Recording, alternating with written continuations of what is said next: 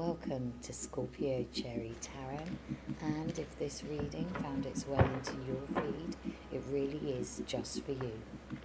Don't forget to like and subscribe. So with the Knight of Wands in your energy today, this really does show a sense of adventure. You're surrounded by opportunity and potential, and you are in need of a challenge. Today is about productivity and action regarding something important to you, potentially travel or even moving house. You're free as a bird today, and the direction you want to head to is entirely up to you. Perhaps you've met someone of interest. The Knight of Wands as a person is fiery and rebellious in nature and may inspire these qualities in you.